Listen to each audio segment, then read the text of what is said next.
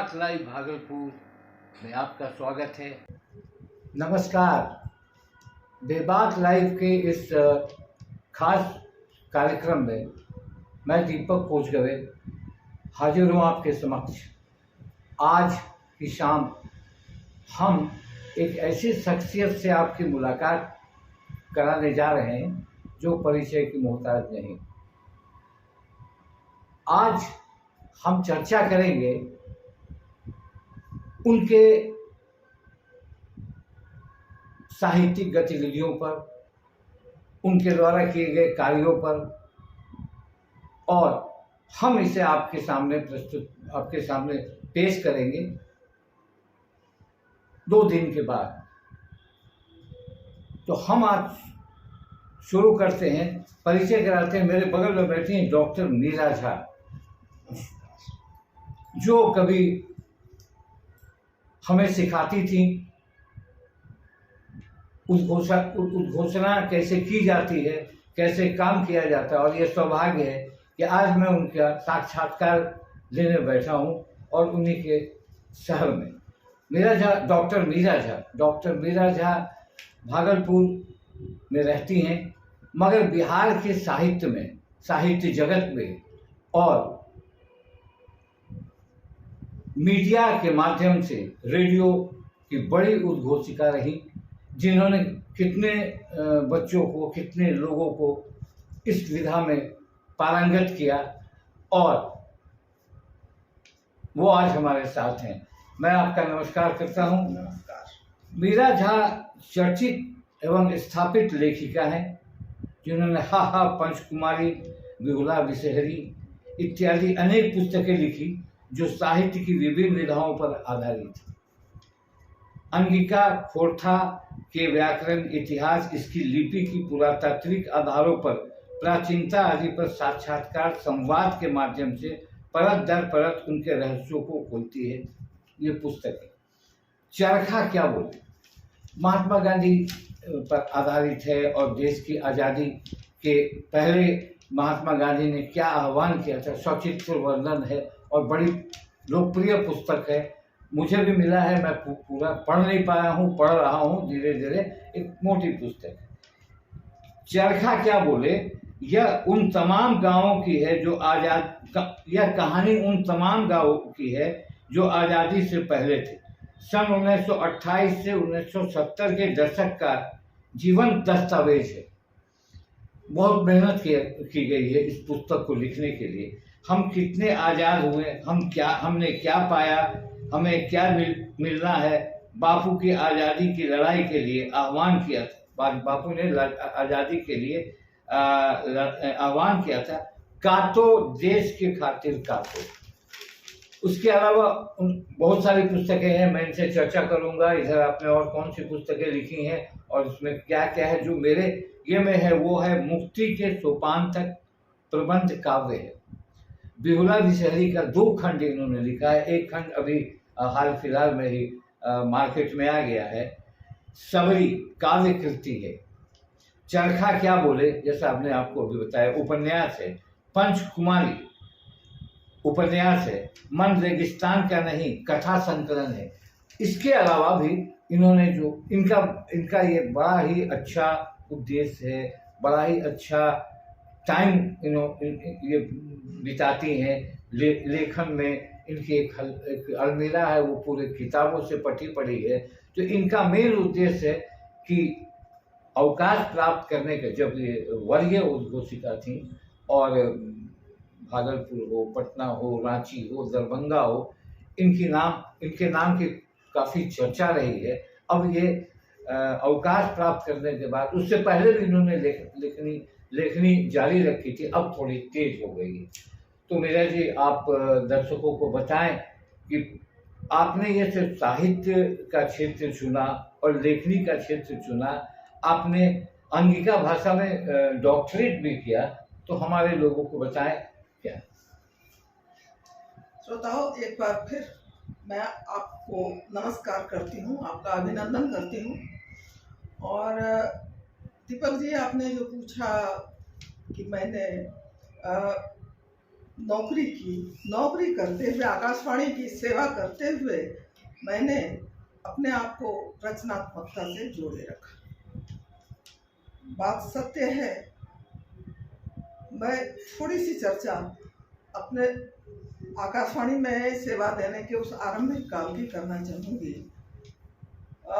देखिए, 22 अगस्त सन 1975 को मैंने आकाशवाणी में अपना योगदान दिया था और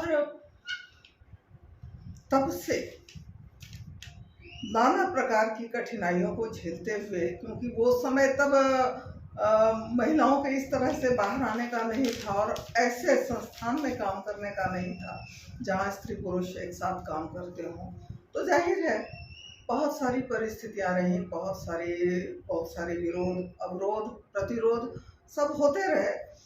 और मैंने जो अपनी यात्रा आरंभ की सो की। अब इसमें लेखन कहाँ से आया, मैं आपको बता नहीं सकती कि मैंने पहली बार या सायास कुछ लिखने का प्रयास किया हो। जब मैंने ज्वाइन किया था वो इमरजेंसी का दौर था, इमरजेंसी लगी थी और उस समय, आज तो संचार के बहुत सारे माध्यम हैं हमारे बीच, लेकिन उस समय एक ही माध्यम होता था, वो था रेडियो। रेडियो एक ऐसा माध्यम था कि सरकार का भी माउथपीस हुआ करता था, सरकार की सारी योजनाएं, सारे कार्यक्रम उसी के माध्यम से संचालित होते थे, जाते थे, श्रोताओं तक पहुंचते थे। तो ऐसे में सरकार की बहुत सारी नीतियों को हमें प्रसारित करना होता था। वो आकाशवाणी का वो छोटा सा अलीगंज वाला केंद्र आपको पता है, और उसमें प्रोग्राम बहुत थे, योजनाएं बहुत थी, प्रतिदिन का प्रसारण था, इमरजेंसी का वो दबाव था, हाँ दौर था। तो उसमें अब सब लोगों को काम बांट दिया गया था। आप अपनी अपनी रुचि से, अपनी अपनी इच्छा से, अपनी अपनी विधाओं में, आप चाहें तो कविता कहानी भी लिख सकते हैं, आप चाहें तो नाटिका लिख सकते हैं, आप चाहें नाटक लिख सकते हैं, आप चाहे कुछ भी, जिस भी विधा में आप अपने आप को सक्षम पाते हैं, आप उसमें अपने आप को खोलिए और उस संबंधित ऐसे कार्यक्रम आप तैयार कीजिए और प्रसारित कीजिए। तो ये यात्रा तो मेरी यहाँ से शुरू हुई और इससे पहले मैंने सिर्फ एक कविता लिखी थी अपने कॉलेज के जीवन में। कॉलेज का वार्षिकोत्सव था जिसमें कहा गया था कि भाई कुछ लिखो, कोई काव्य पाठ कुछ। तो मैंने चंद पंक्तियों की कविता लिखी थी और आज मुझे वो याद नहीं है, बस चंद पंक्तियां याद हैं कि नहीं जानती छंद वंदरे, नहीं मुझे है तुक का ज्ञान, और क्या तो है उसका, कैसे मैं कह पाऊँ कविता अनजान। लेकिन वो तो बात वहीं रह गई, लेकिन उसके बाद से जो मेरा लेखन चाहे किसी बहाने ही शुरू हुआ हो, सरकारी कार्यक्रम के ही बहाने, वो लगातार चलता रहा। हर रोज कुछ लिखना, हर रोज प्रसारित करना, हर रोज कुछ लिखना, अपने समय पर उसका प्रसारण करना। अब उसमें बहुत सारी विधाएं आ गई, कविताएं भी, कहानियां भी, एकालाप भी, एकांकी भी, लघु नाटिका भी, बहुत सारी विधाएं आई और उनमें हमने लगातार काम किया। और जब तक मैं समझ पाती, जब तक मैं साहित्य को अच्छी तरह से समझ पाती, साहित्यकार हमारे आसपास होते, तब तक मेरे पास बहुत सी रचनाओं का भंडार जमा हो गया था और मुझे लगा अच्छा मैंने लिखा है, मैंने लिखा और प्रसारित भी किया। तो बहुत ईमानदारी से मैंने अपना काम किया। और अब आप कहेंगे कि बड़ी रचनाओं में मैं कैसे आई। मैं लेखन प्रक्रिया विधिवत, ये तो छुटपुट रचनाएं बहुत सारी जमा हो गई थी, लेकिन लिखने का ये जो क्रम बना, तो मैं बताऊं कि कुछ भी अनपेक्षित नहीं होता है, अनचाहा नहीं होता है। मेरा बचपन, अब थोड़ा सा मैं अपने खुलती हूँ, हाँ, मेरा बचपन कुछ ऐसे बीता, या कहिए आजादी के बाद की पीढ़ी में मैं थी और देश आजाद हो चुका था और हम उस समय बड़े हो रहे थे। बड़े हो रहे थे तो हमारे इर्द गिर्द वो पीढ़ी थी जिसने ये संताप झेला था, जिसने वो गुलामी का दंश झेला था, जिसने 42 का वो आंदोलन देखा था, जिसके घर के लोग मारे जा चुके थे, जिसके घर के लोग कहीं गोली लगने से घायल हुए थे। नाना प्रकार के कष्ट थे और नाना प्रकार की बातें होती थी और उनमें वो चरखा भी था। हाँ, उस केंद्र में वो चरखा भी होता था जिसके लिए गांधी जी ने देश का आह्वान किया था, काटो देश की खातिर काटो। तो देश की खातिर वो चरखा कैसे हुआ वो मैंने वही समझा अपने उस बचपन में पड़े हुए उस बीज में, वो बीज तत्व जो मेरे अंदर प्रवेश कर गया था, हाँ प्रवेश किया था। मैंने तभी समझा कि चरखा कैसी आज़ादी दे सकती है। और मैं देखती थी कि स्त्रियां घर में चाची दादी काकी भाभी दीदी ये सारी जल्दी जल्दी काम खत्म करके और किसी एक जगह बैठती थी ताकि वो अच्छे से खुल के अपनी बातें भी कर सकें, खुल के अपना दुख भी व्यक्त कर सकें। और सबके चरखे खुले होते थे और सब धागे काट रही हैं और सब उसमें से मन हुआ कुछ गीत गा लिया, मन हुआ कुछ और कह दिया, नाना प्रकार की बातें होती थी। चरखे का छोटा रूप तकली हो जाता है। हाँ, पहले तकली होती थी तो तकली का क्या इस्तेमाल होता था? तकली का इस्तेमाल होता था, थोड़ा सा धागा कटता था उससे और उसका इस्तेमाल अब अनंत बनाने में, जनेऊ बनाने में या कुछ और कच्चे धागे का जो काम होता था पूजा पाठ में उसके लिए होता था। लेकिन एक बृहद पैमाने पर सूता काटना, हाँ वो चरखा को मैंने देखा है किस तरह से चरखा ने एक कुटीर उद्योग का आकार लिया। स्त्रियां सूता काट के या स्त्री पुरुष जो भी हो सूता काट के वो जमा करती थी पास के नजदीक के खादी भंडार में, और उस खादी भंडार में बहुत सारी चीजें होती थी। वो सूता लिया जाता था, आपको इच्छा हो पैसे ले लीजिए उसके बदले, आपको इच्छा हो उसके बदले बहुत सारी चीजें होती थी। ग्रामीण उत्पाद के नाना प्रकार वहाँ होते थे, नाना प्रकार होते थे। गुड़ हो, किरासन तेल हो, नमक हो, चीनी हो, जो भी मतलब अनाज हो, पानी हो, दाल हो, दलहन हो, सारी चीजें होती थी। इसके अलावे बुने हुए धागे का मतलब वो जो धागा लिया जाता था उससे जो बन करके सामग्री आती थी वो बड़े बड़े चादर जिसको पलंगपोश वगैरह कहा जाता था, वो रजाई, तकिया खोल, गमछा, धोती, बहुत सारी चीजें, साड़ी, है ना। तो मैंने वो दृश्य देखा तब समझ में आया कि चरखे का आह्वान क्यों किया गया था कि वो ग्रामीण उद्योग को बढ़ावा दे सके, एक स्वरूप दे सके और प्रत्येक व्यक्ति घर बैठे अपनी कमाई कर सके, अपना जीवन यापन कर सके। और ये बात मेरे बचपन में ही बैठ गई थी, मैंने देखा था। और धीरे धीरे समय बीतता रहा। उसके बाद मेरे मन में आया कि मैं इसको लिखूं तो अब इतना बड़ा फलक है, मेरे ही आसपास का फलक है, वो कैनवास मेरे ही आसपास का है, हमारे ही घर के लोग। माँ कहती है तो उनकी अपनी कथा है कि उनके चाचा को कैसे घोड़े में घसीट करके अंग्रेज बांध करके ले गए थे। दादी कहती हैं तो उनकी अपनी व्यथा है, उनके पति गोली लगी गए जो सुराजियों के साथ, उसके बाद कहाँ गए। वो काकी कहती हैं तो वो कैसे किस तरह से घायल हुए। तो बहुत तरह की बातें थी और इस तरह से होते हुए एक बड़ा कैनवास था मेरे आसपास, बहुत सारी बातें थी और मैंने इसको लिखना शुरू किया। एक लंबा समय लगा मुझे लिखने में, लेकिन इस पुस्तक को मैंने आकार दिया। और गांधी आंदोलन स्त्रियां समझती भी नहीं थी और चरखा उन्होंने तुरंत समझ लिया। ये कैसा कुटीर उद्योग था, ये कैसी व्यवस्था दी गई थी कि पहली बार चरखा काटा, उसका धागा गया और उसके बदले में जो मुट्ठी में कुछ पैसा आया पहली बार, वो असूलियन पश्चात स्त्रियां जिन्होंने कभी पैसा नहीं देखा था और उनकी गांठ में, उनके हाथ में जब पैसे आए तो उन्होंने, वो एक क्रांति हो गई। ये मैंने देखा था, वो एक क्रांति हो गई। और उस क्रांति को मैंने जीते जागते, वो आंदोलन की तो बात कम है, इसमें वो चरखा के माध्यम से किस प्रकार वो क्रांति आई, किस प्रकार आर्थिक रूप से सबल हुई, वो मैंने देखा। और एक अब का समय, बाद के समय, परवर्ती समय में मैंने देखा कि घर में बैठ करके करने को कोई रोजगार नहीं है। जो भी कर सकते हो अपनी सुविधा से कर सकते हो, वो आपको उतना अर्थ दें ना दें, कैसे दें, बात की।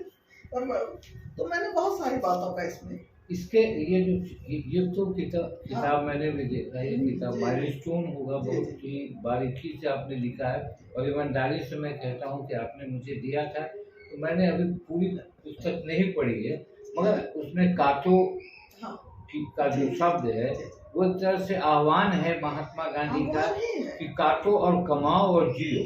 उनके पास कुछ विद्यार्थी गए थे वृद्धाश्रम में, और उन्होंने बापू के पास बैठे थोड़ी देर, उसके बाद जब चलने लगे तो अपनी डायरी बढ़ा दी और कहा बापू कुछ लिखिए।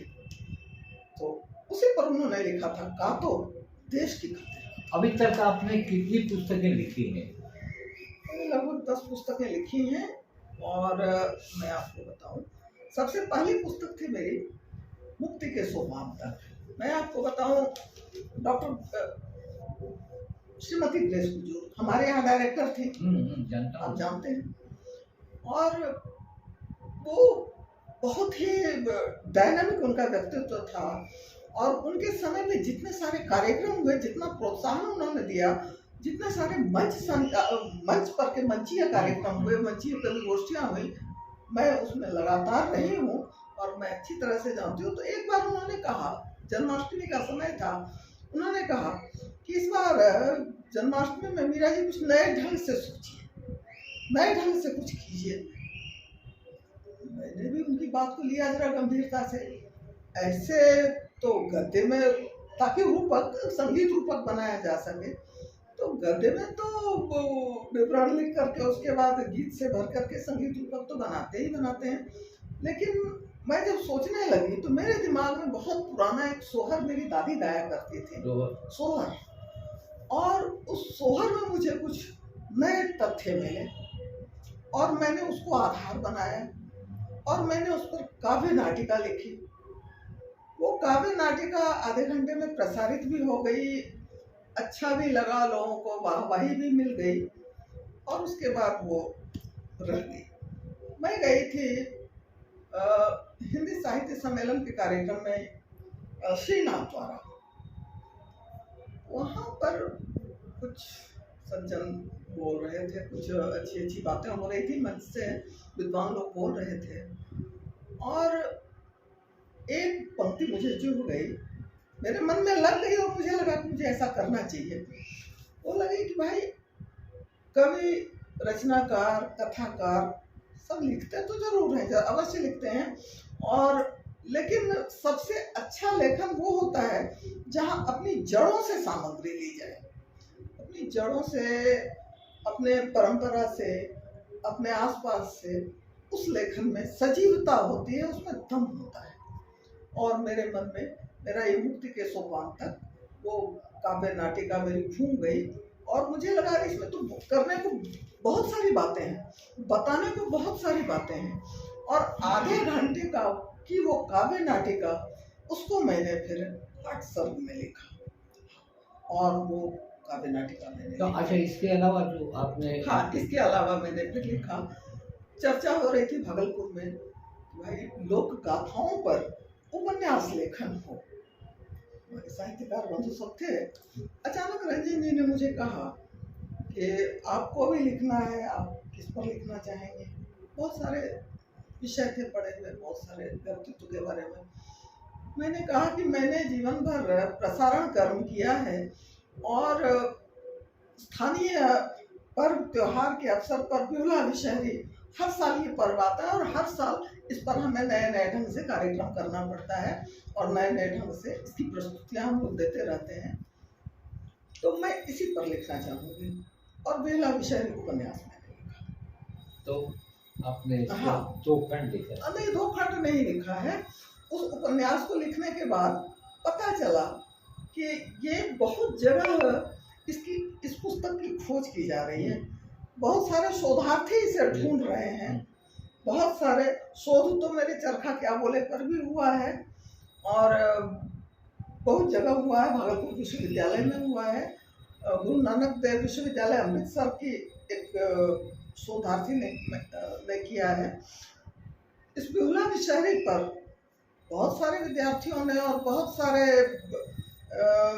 शोधार्थी ने इस पुस्तक की याचना जब करनी शुरू की, अब इस पुस्तक के बारे में और जानना चाहा, तो मेरा लगभग संस्करण मेरे पास से खत्म हो चुका था और प्रकाशक के पास से भी खत्म हो चुका था। तो मैंने कहा कि मुझे अब इसका दूसरा संस्करण देना चाहिए। तो इसमें बहुत सारे कुछ सुझाव थे, बहुत सारे विद्वानों के सुझाव थे, बहुत सारे नए तथ्यों को मुझे जोड़ना था। नाग से संबंधित, नाग पूजा से संबंधित। अच्छा, बंगाल में ये बिहुला विषहरी नहीं, मनसा पूजा बहुत चर्चित त्योहार होता है। अपने समय का ये बहुत ही प्रसिद्ध त्योहार है और लोग बड़ी निष्ठा से मनाते हैं। लेकिन वो मनसा पूजा भागलपुर आते आते वो भागलपुर की पात्र बिहुला से कैसे जुड़ गई, कहानी तो यहाँ थी। और मैंने इस बात को उठाया और मैंने इसमें धार्मिक पुट का बहुत महत्व तो नहीं दिया है। मैंने भी शोध ही दृष्टि रखी है। उस समय का सामाजिक जीवन, उस समय का पारिवारिक जीवन, उस समय का व्यापारिक जीवन, उस समय की परिस्थितियाँ, उस समय की चित्रकला, उस समय का भूगोल। मंजूषा तो बाद में आई है, मंजूषा बाद में आई है। उस समय का भूगोल, उस समय का इतिहास, उस समय की परिस्थितियाँ, इन बातों को मैंने खुल के लिखा है और मैंने अपनी इस पुस्तक में तो ये दूसरा संस्करण आया अभी, इसका भी बहुत स्वागत हुआ है। और शोधार्थियों ने एक बात ये भी कही थी, मुझे इंदौर से आया था एक पत्र, फोन आया था कि भाई आपने ये बिहुला विषहरी उपन्यास जो लिखा, ये तो स्थानीय कथा है, लेकिन लोक गाथा या लोक कथा के रूप में, लोक साहित्य के रूप में हम लोग इसको थोड़ा सा और ये करना चाहते हैं। और पता चला है कि आपकी ये प्रेस में जाने वाली है, तो आपसे एक रिक्वेस्ट है कि आप इसमें चैप्टर बना दीजिए, इसका चैप्टराइजेशन कर दीजिए, ताकि हम लोगों को सहूलियत हो सके समझने में। कथा का वो जो एक अनवरत प्रवाह चलता है, वहाँ थोड़ा सा ब्रेक लगे और हमें और इसको करने में मदद मिले। इसीलिए मेरा एक दूसरा संस्करण आया। और मैं आपको बताऊं, इसके बाद का जो क्रम चलता है, चरखा क्या बोले में मेरी नायिका जब संघर्षरत हो जाती हैं, तो वो उनके मुंह से बार बार ये आपका, मैंने बताया ना, इसकी जो कथा भूमि है वो मुंगेर जिला है, हवेली खड़गपुर है, गांव है। तो वो जो है हवेली खड़गपुर में एक झील है, एक प्रपात है, प्रपात गिरता है पहाड़ से, उसका नाम है हाहा पंचकुमारी। ये भी मेरा बचपन का ही देखा हुआ था। मैं हर साल वार्षिक परीक्षा के बाद मैं जाती थी, दादी मुझे बुलाती थी और मैं एक आध महीना रह करके उसके बाद में आती थी। मैं आपको बताऊं, एक बार उन्होंने कहा कि अच्छा अगली बार आओ तो मैं तुम्हें हाहा पंचकुमारी ले जाऊंगी।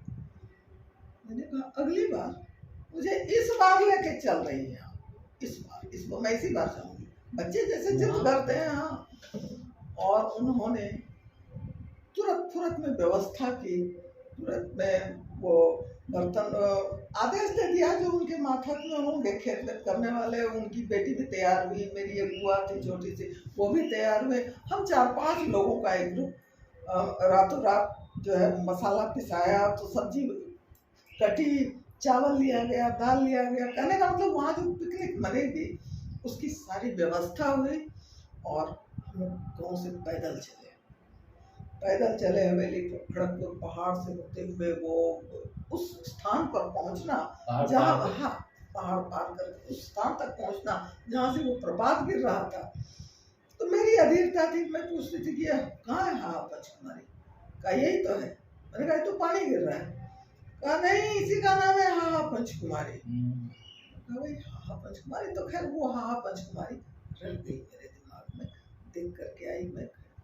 लेकिन जब ये मेरी नायिका अपने संघर्ष के दौरान बहुत कष्ट में अपने आप को पाती है, तो वो कहती है बात पीछे कि मैं वो हाँ पंचकुमारी की रानी नहीं हूँ जो जान दे दूँ, सती हो जाऊँ, या वो राजकुमारी नहीं हूँ कि मैं उसमें प्रपात में कूद के मर जाऊँ।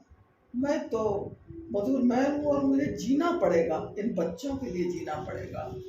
तो वो जो उद्दाम संघर्ष उनका देखा और वो जो उदाहरण देखा, तो मेरे मन में हाँ पंचकुमारी के लिए फिर वो प्रेरणा जगी कि आखिर क्या मामला था। बहुत खोजा, वहाँ के भूतपूर्व प्रिंसिपल थे, मैंने उनसे पूछा कि क्या है ये इतने सारे खंडहर हैं, इसका इतिहास क्या है?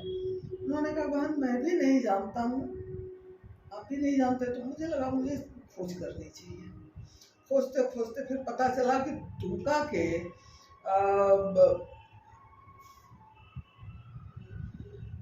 के एक स्थान पर वो जेम्स स्टिकर का जेम्स बॉन्ड का स्टिकर लगा हुआ वो एक स्तंभ पड़ा हुआ है हाँ पंचकुमारी का। वो मूर्तियां हैं, एक जगह मंदिर है जहाँ पंचकुमारी नाम से पूजा होती है। वो जुटोनाथ पहाड़ है, वहाँ पंचकुमारी की पूजा होती है, पंचवाहिनी की पूजा होती है। तो खड़गपुर की ये कहानी वहाँ तक कैसे पहुँची, और बाद में पता चला कि उसका जो है संबंध जो है इसी हवेली खड़गपुर से, पंचवाहिनी मतलब 5 बहनों का। और मैं जब फिर मैंने बहुत सारे गजेटियर वगैरह उस समय का जो जहाँ था, मैंने उसको बहुत खोजा, मेहनत की, और बाद में पता चला कि ये पंचकुमारी जो है वही इनकी पूजा ही होती है। हाँ, वो क्यों पूजा होती है, बहुत मैंने इस पर बहुत शोध किया।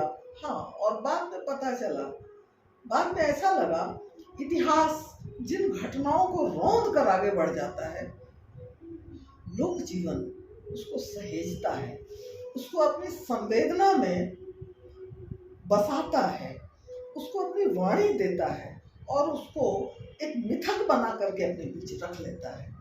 और ये जो मैंने ये पाया कि वो सिंदूर 5 टीका जो सिंदूर का, ये परंपरा सिर्फ अंग क्षेत्र में ही है, और ये उन्हीं पंचकुमारियों की वजह से। तो आपका जो ये उपन्यास के रूप में मैंने इसे लिखा।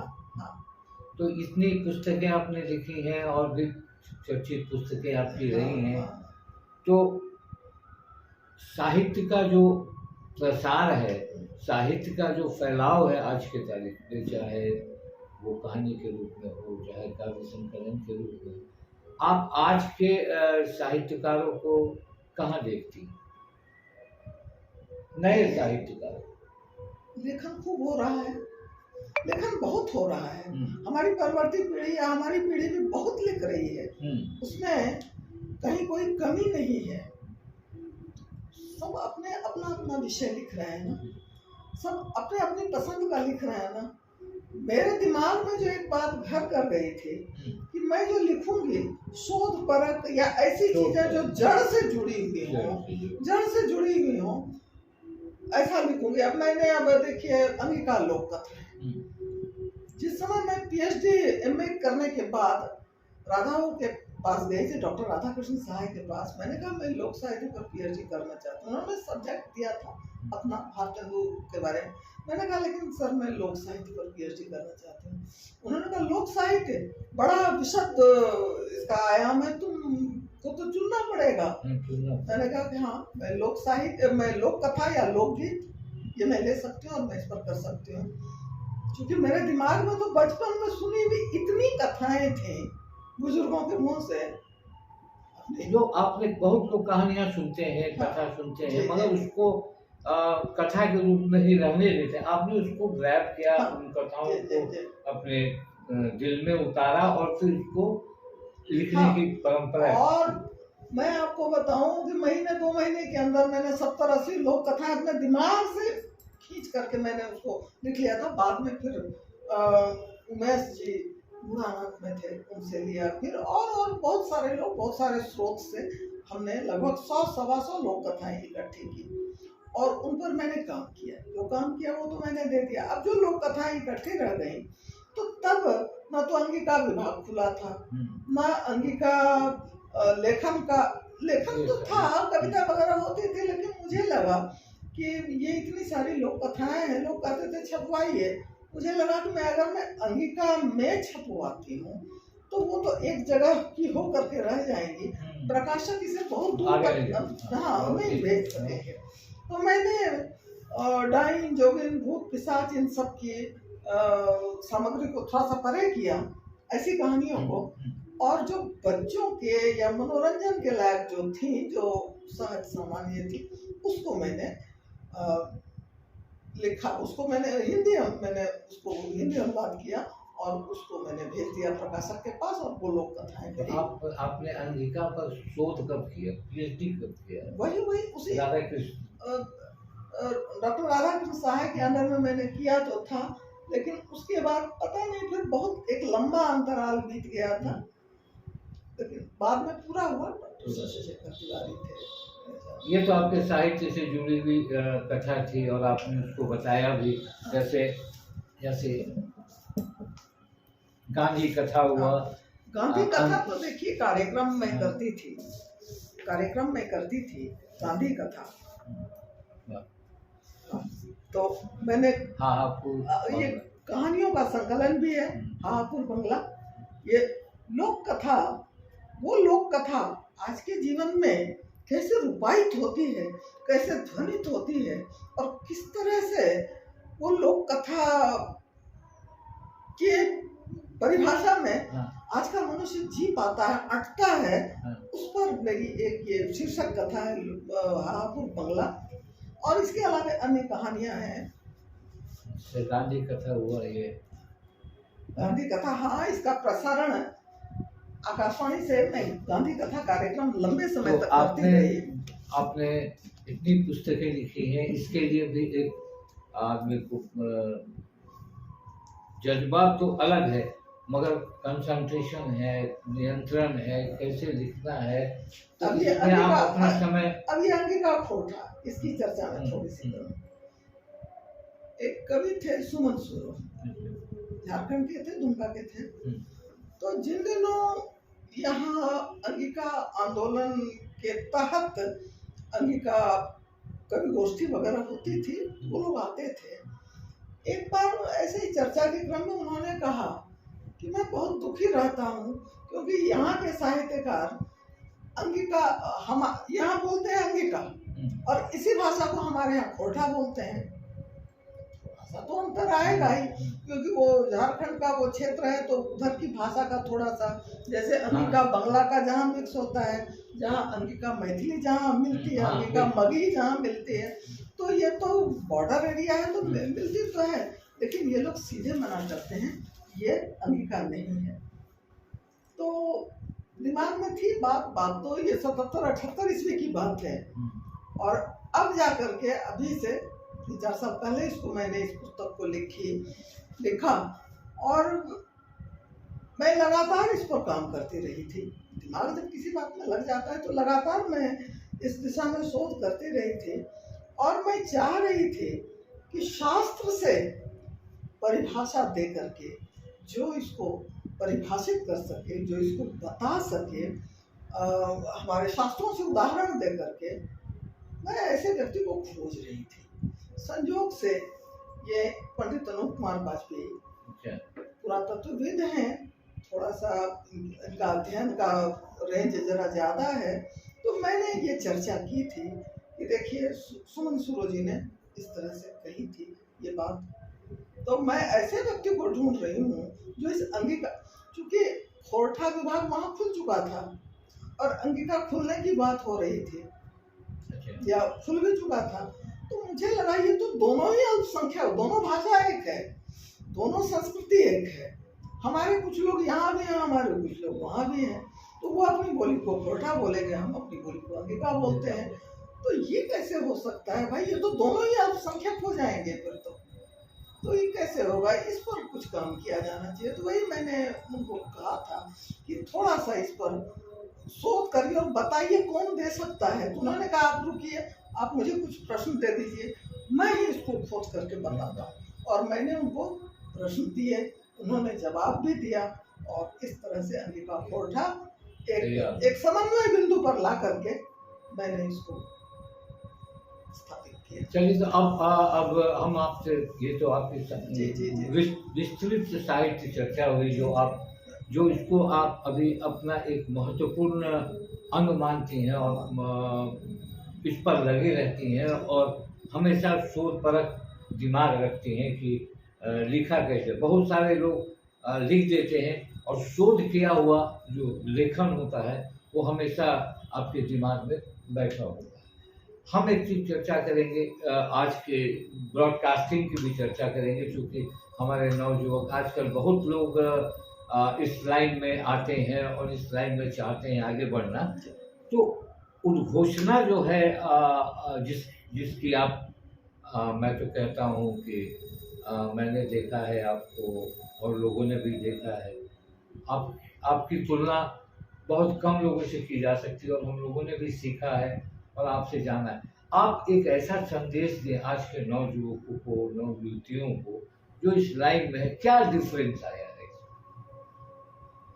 देखिए दीपक जी, एक बड़ा ही निराशाजनक तो नहीं कहिए, लेकिन एक ऐसा माहौल सम्मुख आ गया है कि मुझे नहीं लगता इसका तत्काल कोई समाधान हो सकता है। जैसे हम लोग जब गए थे तो गुंजन जी जैसे प्रोड्यूसर हुआ करते थे, एक भी शब्द ना नहीं होगा, ना नहीं होगा, है ना। और चाहे संस्कृत का हो चाहे उर्दू का हो, एक भी शब्द इधर उधर नहीं होना चाहिए। और जैसा उच्चारण है, जैसा शब्द है वैसा ही उच्चारण, चाहे नुक्ता वाला उच्चारण हो चाहे संस्कृत का उच्चारण हो। देखे है ना, अब तो वो दौर देखा है आपने, 80 के बाद का दौर तो आप ही लोग थे।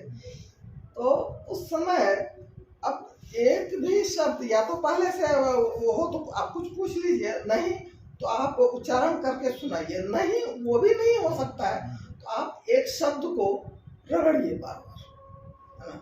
हिरण्यमय, हिरण्यमय, हिरण्य, है ना। इस तरह कहने का मतलब अड़ा ना, इसका अंतर कोलोकियल टच नहीं हो। उद्घोषणा में इतनी एक प्रगल्भता आनी चाहिए, इतनी गंभीरता आनी चाहिए कि सुनने वाले को, हम लोगों को बताया जाता था कि सुनने वाला नॉब इधर से उधर ना करते रेडियो का, इतना आकर्षण तो होना ही चाहिए।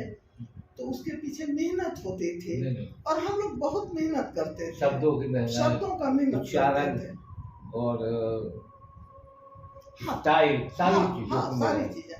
अब जैसे ये आकाशवाणी का भागलपुर केंद्र है, ये आकाशवाणी का ना भागलपुर केंद्र है, भागलपुर केंद्र है। इस तरह से स्ट्रेस करके हम भागलपुर से बोल रहे हैं। आज उच्चारण के मामले में तो चारों तरफ बड़ी दुर्दशा है, उच्चारण सही नहीं, कहीं सही नहीं मिलता है। रेडियो तो मानदंड होता था, आप स्क्रिप्ट लिखती थी, स्क्रिप्ट जांच होती थी, स्क्रिप्ट की त्रुटियां निकाली जाती थी, तब आप बैठती थी। और एक आध उच्चारण अगर गलत एयर पर चला भी गया तो उसकी बड़ी मरम्मत होती थी, उसकी बड़ी आलोचना होती थी, अगले दिन मीटिंग में उसकी बड़ी आलोचना होती थी। आज ऐसी कोई व्यवस्था रह नहीं गई है, बताने वाले कोई रह नहीं गए हैं। इतना शब्दों का, भाषा का, ध्वनि का, इसका अनुशासन नहीं रह गया है। क्षरण तो हो ही चुका है तो उसका वो अनुशासन नहीं रह गया है। तो एक बड़ी अजीब सी स्थिति है। यहाँ पर आकर के कार्यक्रम तो हो ही रहे हैं, जो हो रहे हैं, रेडियो भी चल ही रहा है, तो पुराने लोग हैं वो कुछ कर ही रहे, लेकिन नए लोगों में वो जितनी तत्परता आनी चाहिए, हिंदी इंग्लिश का मिश्रण है, कुछ भी कैसे भी बस तो काम हो रहा है। तो ऐसी स्थिति में मैं संदेश कुछ देना चाहिए। संदेश में यही देना चाहूंगी कि भाई जब कोई बताने वाला नहीं हो तो आप सीखने वाले बनिए और आप अपने जहाँ समझ में आए कि भाई हमको कुछ मिल सकता है, या बैठ करके चर्चा करिए, अपने उच्चारण को सही करके अब एक अच्छे प्रस्तोता बन सकते हैं कार्यक्रम के, तो बनिए। क्योंकि हम लोग तो आज भी याद किए जाते हैं, इस बात का तो गौरव है, आज भी गाँव देहात में याद किए जाते हैं। मणिकांत जी, कहने की बात नहीं है, मैंने पुराने लोगों को देखा और नए लोगों को भी देखता हूँ, और मैं भी मानिए तो कुछ पुराना आप लोगों से थोड़ा 19-20 हूँ। हाँ बिल्कुल। मगर वो यादें अभी भी हम लोग कहते हैं चतुर्भुज जी का नाटक बड़ा अच्छा था, अभी भी कहते हैं गंदीर कुंजन जी ने गजब युवानी का ये प्रोग्राम किया था, मीरा जहाँ ने बहुत किया था, विनोद बाला ने बहुत किया था, ये सारे लोगों को आज तक याद है, आज तक याद है।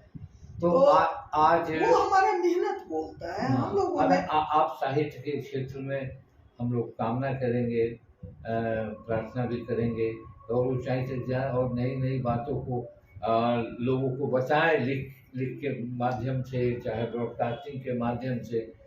एक जिंदगी का एक बहुत ही बड़ा ऑर्नामेंट जिसको कहते हैं वो है लेखन, किताब का लेखन। बहुत शांति, बहुत ही उसमें खुशी होती है एक लेखक को जब वो खोज कर निकालता है और उसको लिखता है।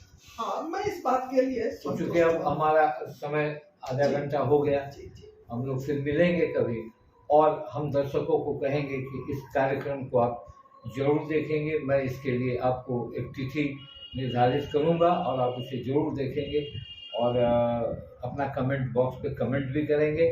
इसी के साथ मीरा जी के साथ हम नमस्कार करते हैं और इस कार्यक्रम का यही समापन करते हैं।